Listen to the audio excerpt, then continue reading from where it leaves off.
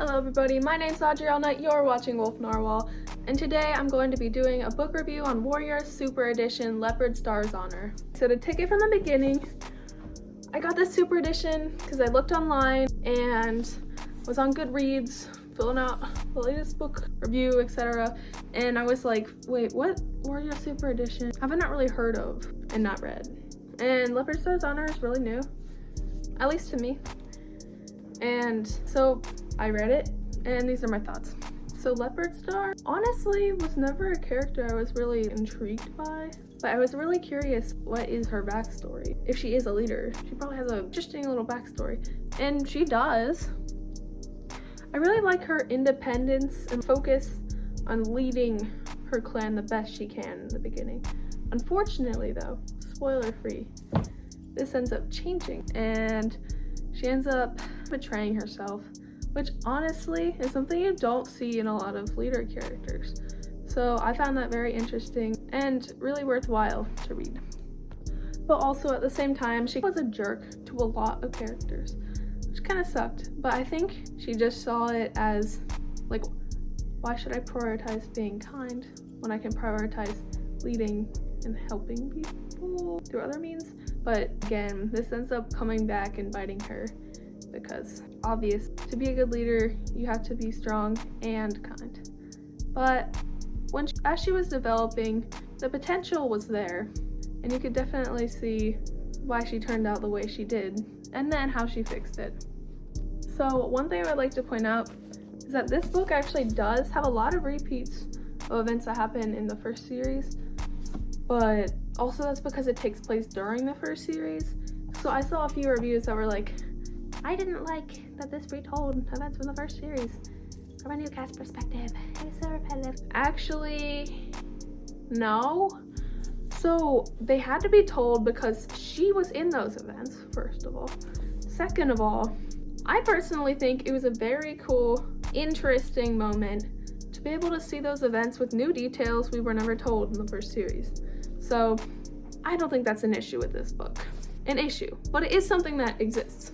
I also think this book makes the plot twist antagonists really dislikable, and it's kind of a good thing sometimes. So a lot of people think it's really good to be able to understand an antagonist. Personally, I think it can be good either way if done right, and this is done right. Everyone probably knows already, Tigerstar is an absolute menace, and he's very dislikable in this book too, so it has that going for it.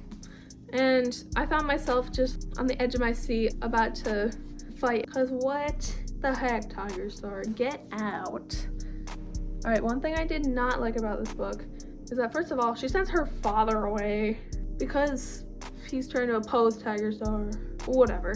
And also, I don't like the overusage of the "you're going to save your clan" thing for leaders, because it happens with Firestar, that happens with Bluestar, the list goes on. I suppose it makes sense because they're leaders and they have to rise to power through some way, but just being given the idea that they're gonna save their clan, so overused. It was good the first time, then it got really old, I'm sorry, but it did. I also don't like how at the end it was like, her father was like, no spoilers what event this is about.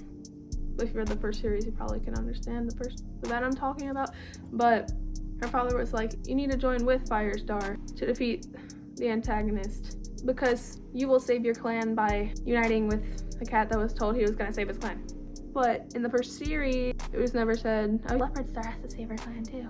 No, it was only in this. I feel like they just kind of pushed that, and it wasn't really working, but the writing was really well done, so it balances out in a way. Also, not really giving any spoilers, but she does end up making a cat deputy after really wrongdoing her at the end. And I thought it was a really good thing, because Leopardstar did let a lot of terrible things slide, because she felt trapped. And honestly, I could definitely see where she was coming from with a lot of this.